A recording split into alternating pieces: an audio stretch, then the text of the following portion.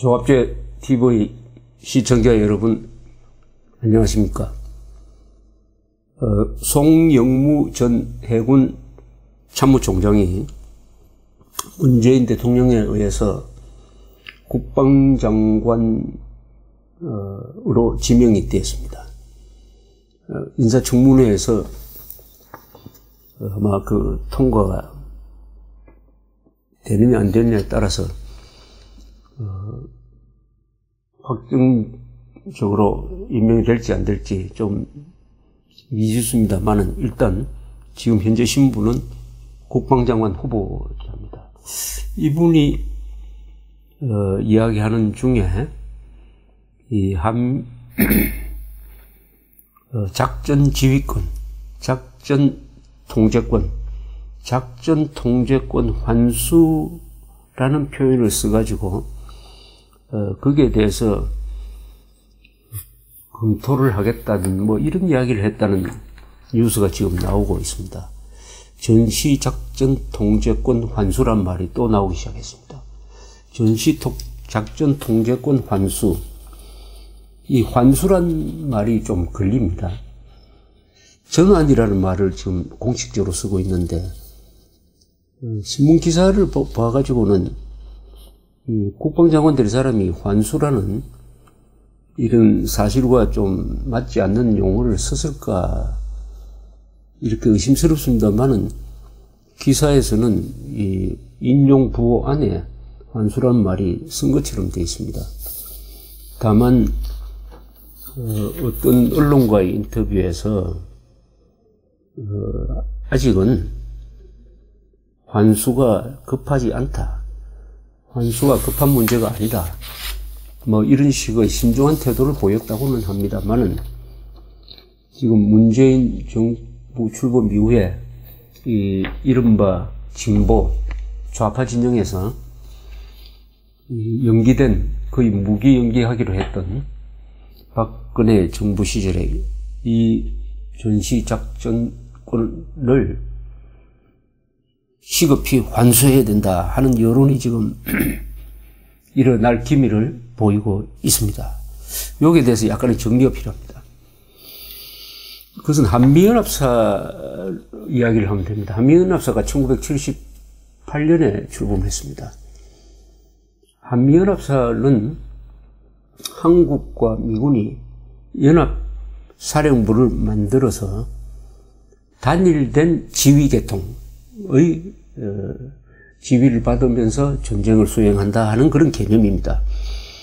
이 한국은 매우 좁은 나라죠. 여기에서 한국군이 별도의 지휘권을 행사하고 주한미군이 별도의 지휘권을 행사하면은 그 여러 가지로 충돌이 생깁니다. 이런 좁은 지역에서는 지휘권이 단일화해야 된다 하는 게 전쟁 수행의 하나의 대원칙입니다. 지휘권이 다르면 서로 이렇게 갈등하고 서로 막 오인사격도 할 수 있고 해가지고 복잡한 일이 일어나니까 전쟁에서는 복잡한 쪽이 항상 지게 돼 있습니다. 단순 명쾌해야 신속하게 전쟁을 할 수 있는 것이죠. 그래서 한미군이 1976년에 있었던 이른바 도끼 만행 사건에 대해서 대응하는 과정에서 한국 미군이 연합사령부를 만들어야 되겠다 해서 78년에 연합사령부가 만들어졌습니다. 그때 그 주무를 했던 분이 합참의 작전본부장을 한 유병현 장군입니다. 이분은 지금 살아 계십니다. 이 한미연합사가 만들어지고 한미연합사의 작전 통제권 중에서 평시작전권이라고 있습니다.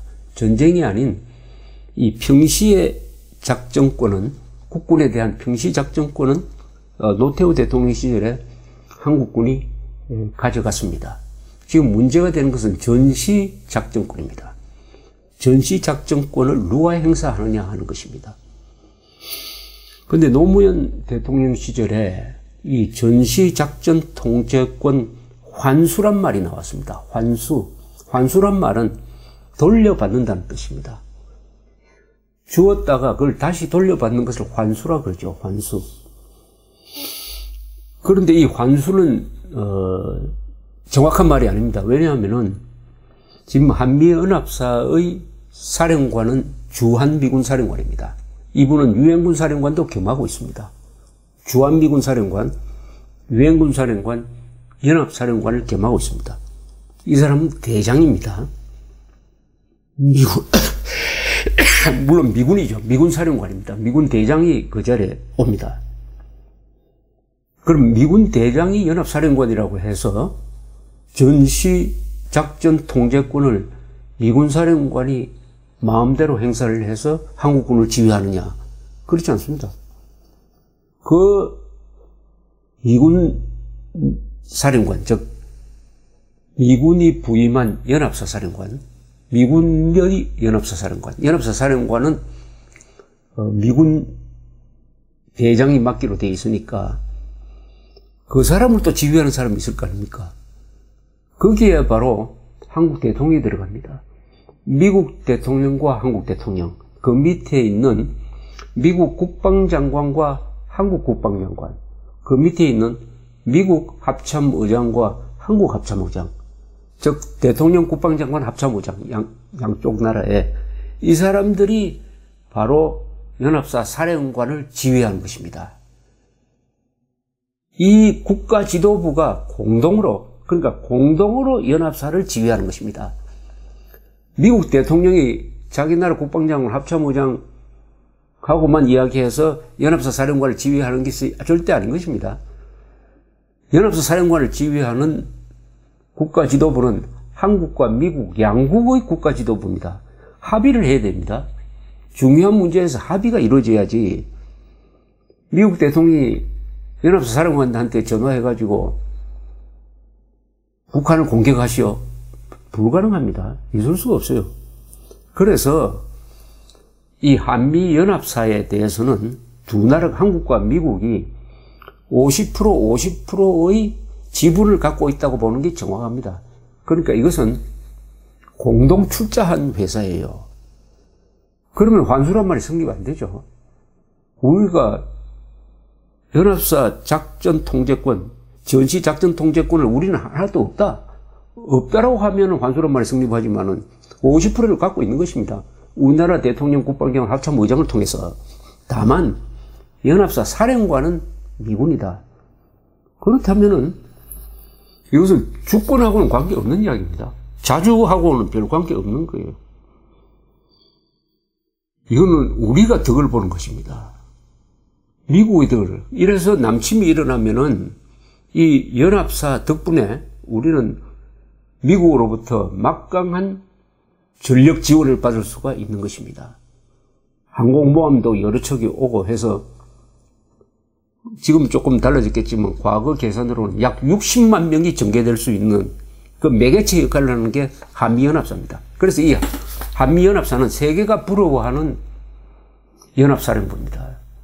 일본도 이런 걸 가졌으면 좋겠다고 합니다. 일본과 미국 사이에는 이런 연합사령부가 없어요. 다만 이와 유사한 게 나토입니다. 나토. 북대서양 조약기구, 서유럽을 지켜주는 이 나토가 바로 연합사령부 체제고 여기서도 나토 사령관은 미군입니다. 나토 사령관이 미군인데 그러면은 불란서나 영국, 독일 같은 나라에서 주권 침해다. 작전 통제권 우리 가져가겠다. 이렇게 하지 않습니다. 공동 방어 임무고 오히려 나토 사령관이 미군이기 때문에 미군이 유럽을 방어하는데 더 많은 전력을 또는 예산을 쓰게 되어 있다 하는 것을 아는 거죠. 우리 안보의 가장 중요한 제도이고 가장 이상적인 제도입니다. 이 제도를 만든 당시의 한국군, 미군에 우리는 감사해야 됩니다. 북한의 남침을 저지하고 있는 것은 바로 이 한미연합사 체제입니다. 그런데 이것을 느닷없이 자주국가의 체면에 말이 아니다 해가지고 전시작전 통제권을 우리가 가져오겠다. 즉 한국군에 대한 전시작전 통제권은 우리가 독자적으로 쓰겠다. 이렇게 나온 것이 노무현 대통령 시절이었습니다. 그러면은 모든 군이 반대를 하고 미국도 반대하고 우리 국민들 사이에서도 전시작전 통제권 가져오라고 하는 여론이 일어나지 않았는데 왜 노무현 대통령은 작전 통제권 환수라는 말을 아주 선동적인 환수라는 말을 쓰면서 이렇게 했을까? 우리 군에서는 작전 통제권 전환이라고 합니다. 환수라는 말은 공식 용어가 아닌데 지금 좌파 진영에서는 계속 환수라고 쓰고 있습니다. 환수라고 쓰는 것부터가 이 사실관계를 뒤집어 놓고 자기들 유리한 쪽으로 끌고 가려는 의도가 있는 것입니다. 환수란 말은 절대 쓰면 안 됩니다. 노무현 전 대통령이 여기에 대해서 자기 입장을 설명한 자료가 있습니다. 그 퇴임한 이후 2008년 10월 1일 김정일과 맺었던 14선언 1주년을 맞아서 기념 강연을 했어요. 기념 강연을 한 그 원고를 읽어보니까 작전 통제권 환수를 이렇게 설명을 하고 있습니다. 자주국가라면 당연히 작전 통제권을 스스로 행사해야 합니다. 그것만으로도 작전 통제권을 환수해야 할 이유는 충분합니다. 그러나 작통권 환수는 그 이상의 의미가 있습니다. 언젠가 한반도 평화체제에 관한 협상을 하게 될 것입니다. 여기에 작통권도 가지지 않는 나라가 참여한다는 것이 시비거리가 될 것입니다. 그래서 작통권 환수, 작통권이 환수되면 연합사는 해제됩니다. 우리 안보의 가장 중요한 제도입니다. 그 작통권 환수를 결심했다는 뜻입니다. 그 첫째 이유가 한반도 평화체제에 관한 협상을 하게 될 것인데 여기에 작동권도 가지지 않는 나라가 참여한다는 것이 시비거리가 될 것입니다. 이건 말이 안 됩니다. 한반도 평화체제라는 것은 쉽게 말하면 남북한이 종전 절차를 밟는다는 뜻입니다. 지금은 휴전이니까 아직도 전쟁 중인 상태입니다. 그 종전 절차를 밟는 거예요. 평화협정을 맺는 것입니다. 거기에 한국은 작통권이 없다고 해서 참여 못한다. 아니, 작통권이 없다는 말 자체가 틀렸습니다. 우리 작전 통제권 50%를 행사하고 있는데 없는 걸로 생각하고 한국은 작동권이 없으니까 평화체제 논의에 참여하지 마라. 이 이야기를 북한이 할 수는 있어요. 그럼 우리나라 대통령이 걱정할 필요 없는 걱정을 하면서 그러니까 작전 통제권을 가져와야 된다. 이런 주장을 하고 있습니다. 아니 생각해 보십시오. 평화체제를 하려면 남북한이 우선 합의를 해야 됩니다. 그리고 전쟁에 참여했던 중국, 러시아는 아니지만 중국, 미국의 참여가 있어야 될 것입니다. 아니 한국이 참여하지 않는 평화체제 협상이 도대체 있을 수가 있습니까? 근데 노무현 당시 대통령은 마치 한국은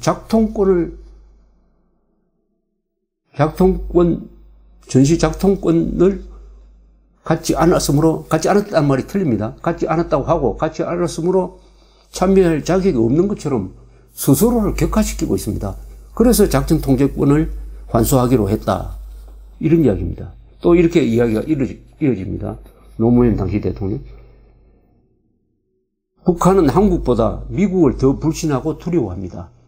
유사시에 미국이 작통권을 행사하는 상황은 북한을 더욱 두렵게 하여 남북 간 대화와 협상이나 신뢰에 도움이 되지 않습니다. 동북아 평화 구조를 위해서는 다자 안보 대화가 필요합니다. 그런데 미국이 한국군에 대한 작전 통제권을 행사하고 있는 상태라면은 이 대화 체계에서 미국이 너무 커 보이게 되고 이것은 다자 체제에 도움이 되지 않을 것입니다. 그 중에서도 나는 작통권의 환수를 남북 간의 신뢰 구축의 중요한 요소라고 생각하고 추진하였습니다. 이 말은 북한을 편하게 해주기 위해서 북한이 두려워하는데 안심하도록 해주기 위해서 전시 작전 통제권을 가져와서 미군이 행사하지 못하도록 하고 한국군만 행사하도록 하겠다는 취지입니다. 그런데 여러분, 북한이 미군을 왜 두려워합니까? 북한이 가만히 있는데 두려워합니까? 북한이 남침하려고 하니까 핵 개발을 하려고 하니까 거기에 한국과 미군이 대응 태세를 갖추니까 두려워하는 거 아닙니까? 강도가 경찰관을 왜 두려워합니까? 강도질을 하려고 하니까 경찰관을 두려워하는 것이지. 강도가 아무리 분명히 의지가 없는데 왜 경찰관을 두려워하겠습니까? 더구나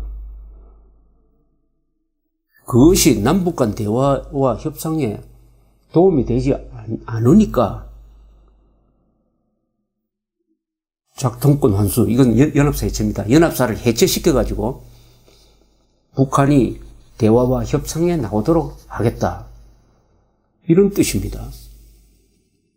아니, 남북한 협상에서 우리가 얻는 것과 얻을 것으로 예상되는 것, 과거에 얻은 것이 뭐냐? 우리 남북 협상을 통해서 우리가 얻은 것, 좋은 거 있습니까? 남북 간 협상에서 우리는 준 것밖에 없습니다. 손해본 것밖에 없어요. 그런데 그런 남북 협상이라도 하기 위해서 우리 안보에 치명적인 악영향을 끼치는 한미연합사 해체를 해야 된다고 주장을 하니까 이거는 좀 비례가 안 맞습니다. 그죠? 비례가 안 맞습니다. 또 북한이 미국이 한국군에 대한 작전 통제권을 행사하고 있는 게 북한을 굉장히 겁주는 것이다. 그러니까 못하게 하겠다. 이런 뜻인데 미국이 한국군에 대한 전시작전 통제권을 행사하는 것일 뿐만 아니라 이것은 한국 전시에는 한국 대통령도 미군에 대한 전시작전 통제권을 행사하는 것입니다. 공동 행사하는 겁니다. 한국과 미국 대통령이 이걸 마치 미국이 한국군을 전시에 마음대로 지휘할 수 있다라고 과장을 하면서 그걸 북한이 두려워하니까 못하게 하고 연합사를 해체하자. 이런 이야기가 이게 도대체 말이 되는지. 그러니까 이 관점이 북한을 편하게 해주겠다 하는 관점 이외에는 이게 이해가 안 되는 것입니다. 이걸 좀 쉽게 이야기하면 뭐라고 이야기할까요, 이게?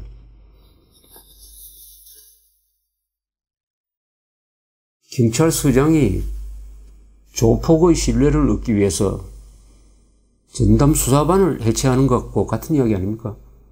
조폭은 이 경우에 북한입니다. 북한하고 신뢰를 얻기 위해서 연합사를 해체한다. 조폭의 신뢰를 얻기 위해서 경찰서장이 그 조직폭력 전담 수사반을 해체한다. 이 정도 수준의 이야기라고 저는 생각이 듭니다. 이 한미연합사가 해체되면, 이 한미연합사 해체는, 노무현 대통령이 언제 시동을 걸었냐면은 2006년 10월 9일 북한이 핵실험한 직후에, 핵실험한 그 무렵에 연합사를 더 강화를 해야 될 텐데, 연합사라는 것은, 연합사라는 기구가 있어야 미국이 한국에 제공하는 핵우산을 전략화할 수가 있습니다. 이 기구가 사라지면은 한미연합작전은 매우 어렵게 되는 것입니다. 그렇다면 북한이 핵실험을 했으니까 이 연합사 해체 문제는 일단 덮고 우리가 연합사를 오히려 더 강화하는 쪽으로 가야 될 텐데 타이밍을 거기에 맞춰가지고 오히려 연합사를 해체해.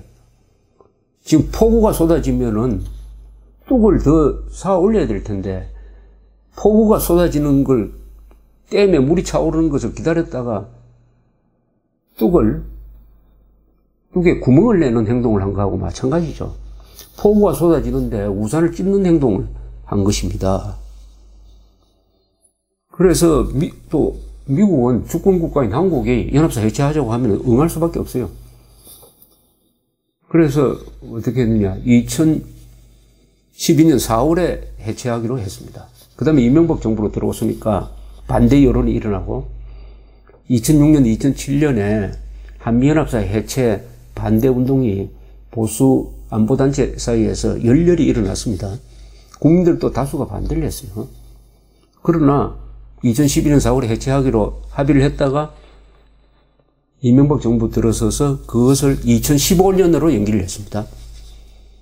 그 다음에 박근혜 정부 들어서서 다시 사실상 무기 연기를 했습니다. 다만 2014년에 한국과 미국 대통령 합의를 하기를 한반도 안보 상황 개선과 한국군의 대북 억지 능력 강화라는 이 조건이 충족되면은 한미연합사 해체, 즉 전시작전권 전환을 하겠다. 사실상 무기 연기라고 볼 수가 있습니다. 이것은 이 박근혜 정부의 큰 공으로 꼽힙니다.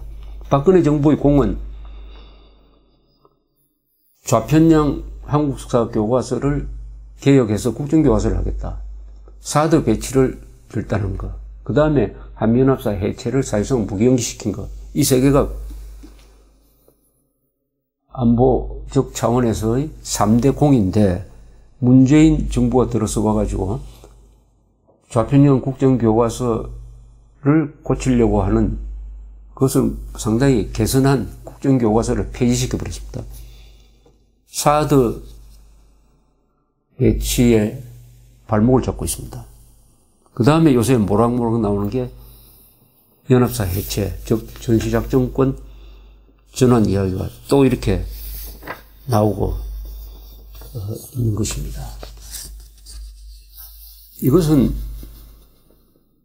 이 정책은 대한민국 5천만 국민의 안전과 70만 우리 국군의 안전과 약 3만의 미군의 안전을 위한 것이 아니라 김정은 한 사람의 안전을 위한 것 아니겠느냐. 이런 생각이 들지 않습니까, 여러분? 왜 이 시기에 이런 행동을 하려고 하느냐? 왜 이 시기에 이런 이야기가 나오느냐? 그러니까